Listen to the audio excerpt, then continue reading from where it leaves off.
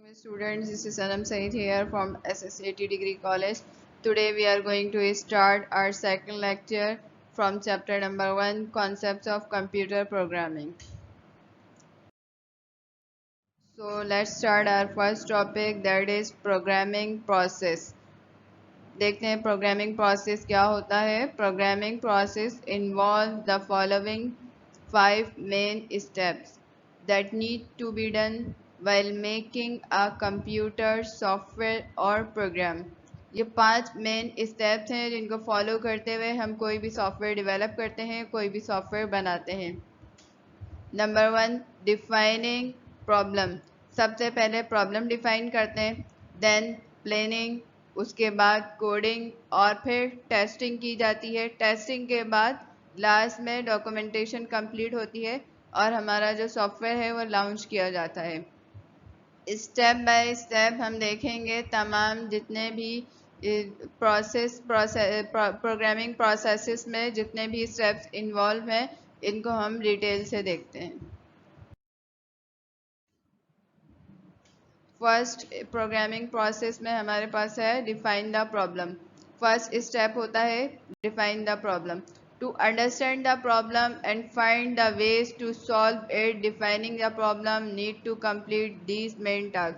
सबसे पहले हम जो भी सॉफ्टवेयर बना रहे हैं, जो भी हमारा आइडिया है, उसको अच्छे तरीके से पता होना चाहिए कि क्या ऑब्जेक्टिव है हमारा, किस चीज़ पे हमें क्या काम करना है, क्या टारगेट है हमारा, और हमने क्या जो है अपना सॉफ्टवेयर डेवलप करना है. तो उसमें सबसे पहले आ जाता है determining program objective. Write a statement of problem you are trying to solve. सबसे पहले आपने ये डिफाइन करना है कि आपकी प्रॉब्लम की नेचर क्या है, आप कौन सा क्या चीज़ जो है उसको सॉल्व करने जा रहे हैं, कौन सा आपका प्रोग्रामिंग ऑब्जेक्टिव है जिसको आप अचीव करने जा रहे हैं बाय मेकिंग अ सॉफ्टवेयर. उसके बाद आता है determining the desire output. Understand the output of the problem, what kind of hard copy you wanted. तो जब भी कोई हम सॉफ्टवेयर बनाने जाते हैं तो उस सॉफ्टवेयर डेवलपमेंट से पहले ही जो डेवलपर है, जो प्रोग्रामर है, उसको पता होता है कि मैं ये चीज़ बनाने जा रहा हूँ, मेरा क्या ऑब्जेक्टिव है, और आफ्टर मेकिंग दैट सॉफ्टवेयर क्या आउटपुट प्रोड्यूस होगा. नेक्स्ट है डिटरमाइनिंग द इनपुट डेटा.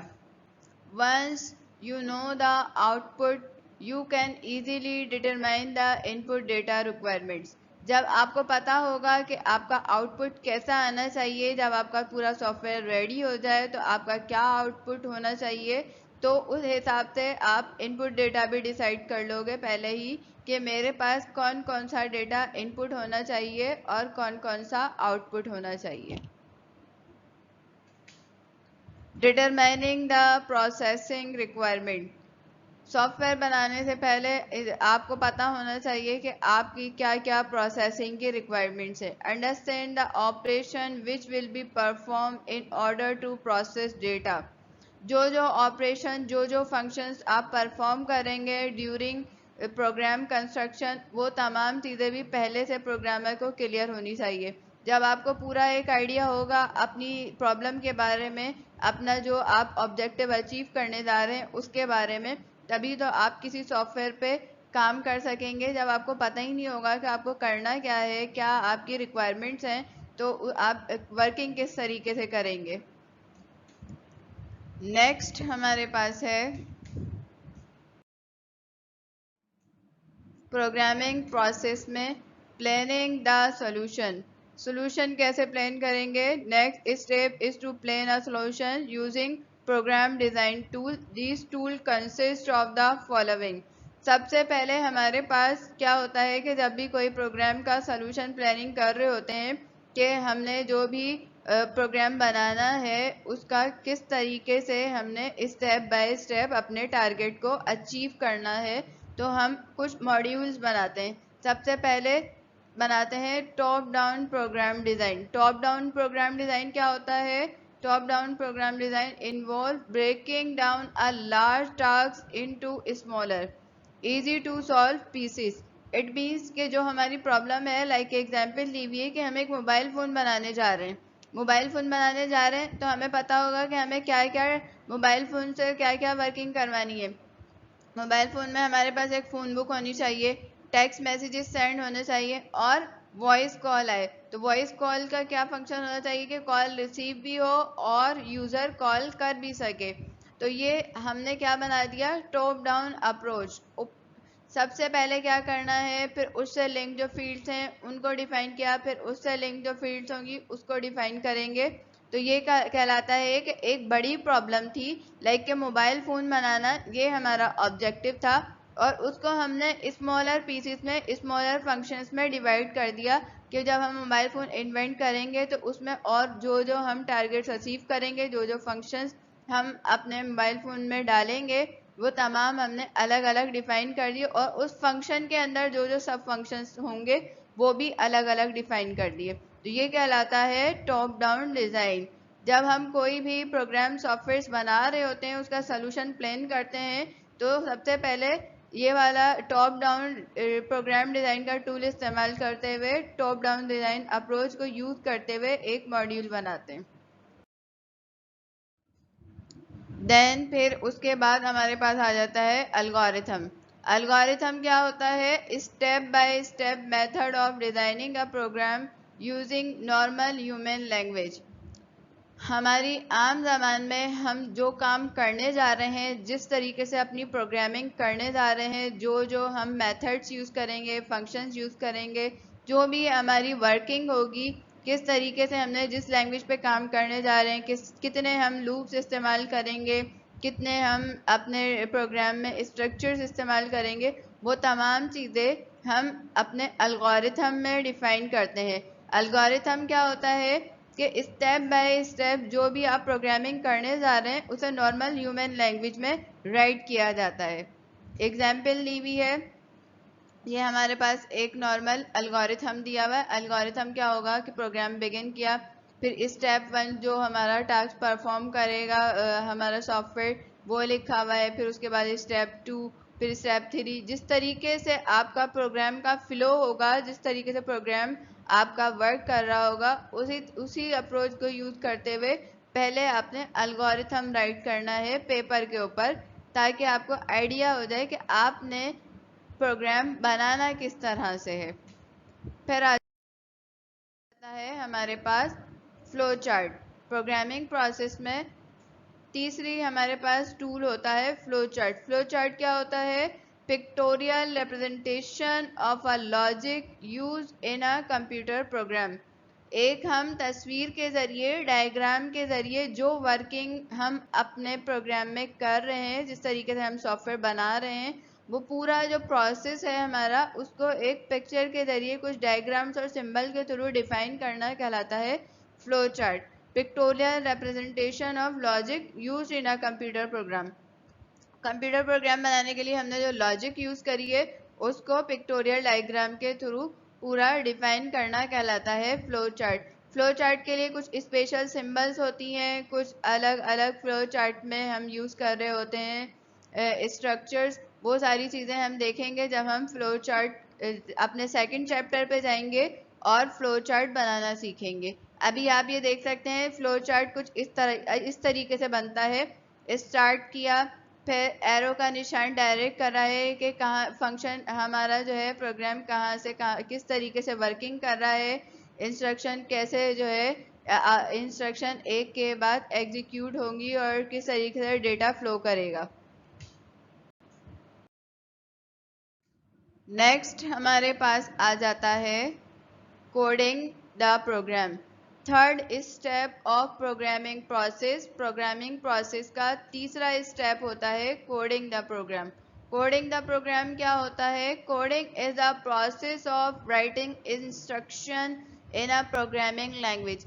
जब हमने अपने प्रोग्राम का सोल्यूशन प्लान कर लिया, ऑब्जेक्टिव भी हमें क्लियर है, हमें पता है कैसा आउटपुट होना चाहिए, क्या क्या हमारे पास इनपुट डेटा हम प्रोवाइड करेंगे, क्या क्या लॉजिक यूज़ करेंगे, किस तरीके से प्रोसेसिंग होगी।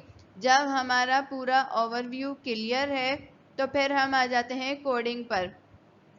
एक स्पेसिफाइड प्रोग्रामिंग लैंग्वेज जो हम चूज़ करेंगे अपना टारगेट अचीव करने के लिए।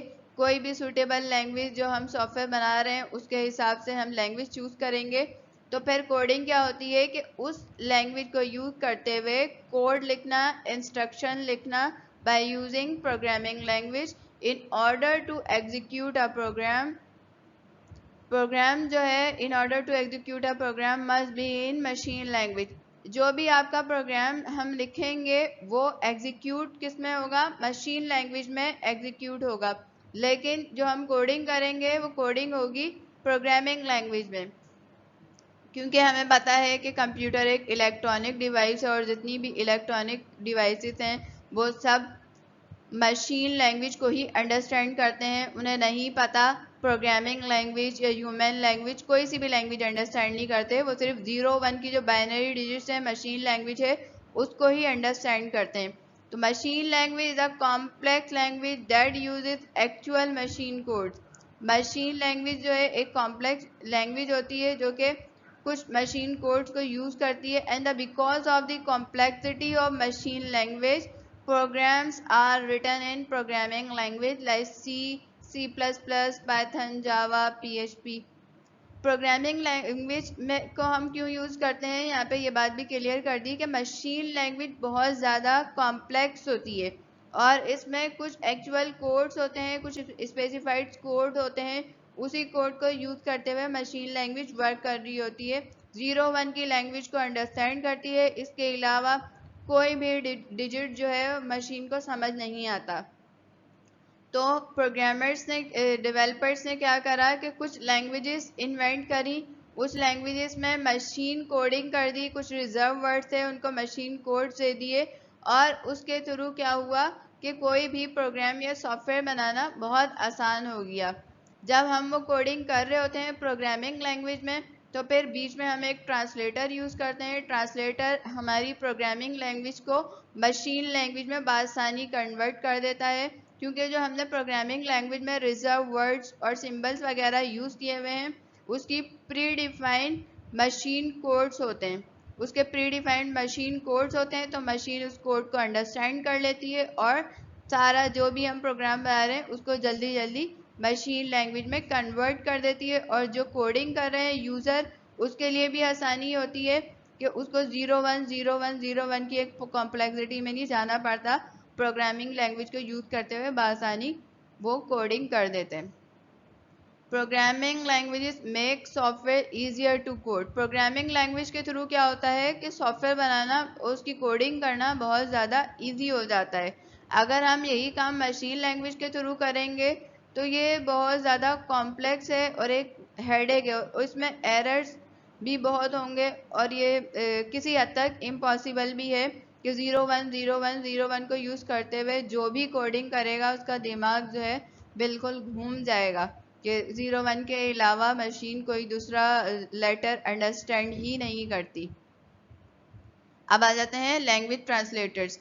जब हम मशीन लैंग्वेज को प्रोग्रामिंग लैंग्वेज में कन्वर्ट कर रहे होते हैं और प्रोग्रामिंग लैंग्वेज को मशीन लैंग्वेज में कन्वर्ट कर रहे होते हैं तो यहाँ पे हमारे पास स्पेशल लैंग्वेज ट्रांसलेटर्स होते हैं। Language translator are use to translate programming language into machine language. Programming language को मशीन लैंग्वेज में कन्वर्ट करने के लिए लैंग्वेज ट्रांसलेटर्स यूज किए जाते हैं। तो कौन कौन से होते हैं लैंग्वेज ट्रांसलेटर्स? पहला है हमारे पास कंपाइलर। कंपाइलर क्या होता है? Compiler is a special program that processes statement written in a particular programming language and turns them into machine language or code that a computer processor understands। Compiler क्या होता है? जो भी कोड हमने लिखा है वो पूरे कोड को रीड करेगा और उसको रीड करने के बाद उसको मशीन लैंग्वेज में कन्वर्ट कर देगा। Compiler is a language translator. फिर आ जाता है हमारे पास interpreter. Interpreter is also a language translator. An interpreter is a computer program that is used to directly execute program instruction written using one of many high-level programming language. Interpreter transform the high-level program into an intermediate language that is then execute and it could parse the high level source code and then perform the commands directly, which is done line by line और statement by statement। इंटरप्रिंटर क्या करता है, line by line code को read करता जाता है और line by line code को कन्वर्ट करता जाता है मशीन लैंग्वेज में, जो कि हाई प्रोग्रामिंग लैंग्वेज में लिखी होती है। प्रोग्रामिंग लैंग्वेज को हम हाई लेवल प्रोग्रामिंग लैंग्वेज भी कहते हैं। उसको कन्वर्ट कर देता है इंटरप्रेटर भी मशीन लैंग्वेज में। आगे बढ़ते हैं। Next step of programming process is testing. Testing is a process of ensuring that the program is performing the intended task and checking for errors. Testing में क्या होता है कि हम ये देख रहे होते हैं कि जो हमारा टास्क था, जो हमारा मेन ऑब्जेक्टिव था, प्रोग्राम एग्जैक्टली वैसे ही परफॉर्म कर रहा है या फिर कुछ एरर्स शो कर रहा है। अगर एरर्स शो कर रहा है तो फिर टेस्टिंग के दौरान वो तमाम एरर्स को रिमूव किया जाता है थ्रू डीबगिंग। तो एरर्स देखते हैं, एरर्स किस तरह के कितने टाइप्स के होते हैं इन प्रोग्रामिंग। एरर्स होते हैं 3 तरह के। सबसे पहला होता है syntax error. Syntax error is a violation of rules of language in which the program is written caused by programmer. Syntax error ये होता है कि कोई भी लैंग्वेज हमने यूज़ करी है, उसके कुछ अपने रूल्स एंड रेगुलेशन होते हैं जिनको फॉलो करते हुए ही हमने कोडिंग करनी है। लाइक के सी लैंग्वेज में हमने हर इंस्ट्रक्शन के एंड में टर्मिनेटर लगाना है, सेमी कॉलन लगाना है। सेमी कॉलन अगर नहीं लगाएंगे तो एरर शो करेगा। तो वो जो एरर सिंटैक्स के, जो हमारे सिंटैक्स में मिस्टेक की वजह से जो एरर शो होती है वो कहलाती है सिंटैक्स एरर। और सिंटैक्स एरर जो है वो जनरली जो है जो कोडर होता है, जो प्रोग्रामर होता है, उसके एंड पर उसकी वजह से या उसके एंड पर सिंटैक्स एरर रेज होती है कि प्रोग्रामर की गलती की वजह से सिंटैक्स एरर हमारे कोड में आ रहा होता है। फिर हमारे पास आ जाता है लॉजिक एरर। लॉजिक एरर क्या होता है? Logic error is an error in planning the program's logic when program is running correctly but it is giving an unexpected output. Like के हमें चाहिए था कोई दूसरा आउटपुट और प्रोग्राम कोई और आउटपुट शो कर रहा है। मतलब कि प्रोग्राम पूरा रन हो रहा है, कोई एरर नहीं दे रहा, कोई मिस्टेक शो नहीं कर रहा, हमें रिजल्ट भी शो कर रहा है। लेकिन मसला क्या है कि जो रिजल्ट शो हो रहा है वो वैसा रिजल्ट हमें चाहिए नहीं था। जो हमें रिजल्ट चाहिए था वैसा रिजल्ट शो हो नहीं रहा। तो यहाँ पे क्या हुआ कि अनएक्सपेक्टेड आउटपुट प्रोड्यूस कर रहा है। तो जब अनएक्सपेक्टेड आउटपुट होगा तो इट मीन्स कि जो हमने डेवलपमेंट करी है, जो हमने लॉजिक लगाई है, वहाँ कोई ना कोई मिस्टेक है। तो अनएक्सपेक्टेड अनडिजायरेबल आउटपुट जब प्रोड्यूस होता है तो लॉजिक एरर जो है वो रेज होती है और इस एरर को लॉजिक एरर कहा जाता है। फिर आ जाती है run time error. Run time error occurs during the execution of the program when the program is running after being successfully compiled. Compile बिल्कुल सही हो चुका है हमारा प्रोग्राम, मतलब मशीन लैंग्वेज में ट्रांसलेट हो चुका है। अब जब रन टाइम पे एग्जीक्यूट हो रही है इंस्ट्रक्शन, प्रोग्राम अपना जो भी फंक्शन है उसको परफॉर्म कर रहा है, तो उस दौरान जो एरर्स आ रहे हैं वो कहलाते हैं run time error. Run time error जो है उसको हम एक्सेप्शनल हैंडलिंग के थ्रू रन टाइम एरर्स को रिमूव कर रहे होते हैं। तो 3 तरह के एरर्स हमने देखे टेस्टिंग में। Number 1 syntax error, number 2 logic error और नंबर 3 रन टाइम एरर।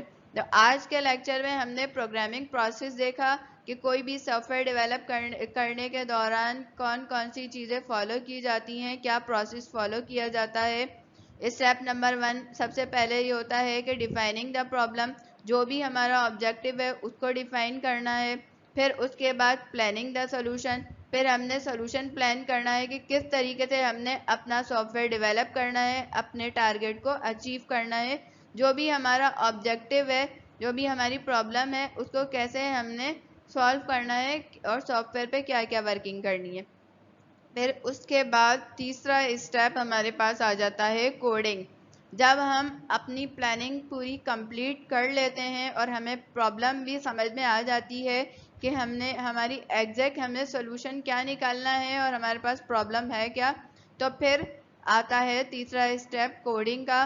फिर तमाम जो हमने अपनी लॉजिक्स बनाई है उसको हम प्रोग्रामिंग लैंग्वेज में कोड करते हैं। कोड करने के बाद फिर आ जाती है हमारे पास टेस्टिंग। नंबर 4 पे होती है टेस्टिंग। टेस्ट करते हैं प्रोग्राम को थ्रू डिबगिंग। डिबग करते हैं और एरर्स को रिमूव करते हैं। प्रोग्राम की तमाम जो है जितनी भी एरर्स हैं उसको चेक करते हैं।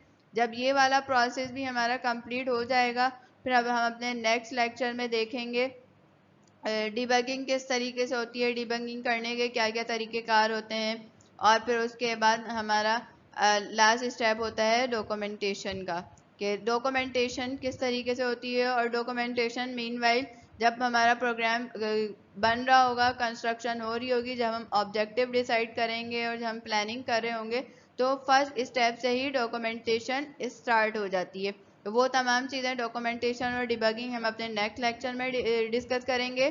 आज का लेक्चर हमारा इतना ही है। अगर आप लोगों को आज के लेक्चर के हवाले से कोई भी सवाल करना हो आप इनबॉक्स में कमेंट कर सकते हैं, चैट बॉक्स में कमेंट कर सकते हैं, और इसके अलावा आप अपना फीडबैक भी दे सकते हैं। Thank you so much for listening me. Allah हाफिज़।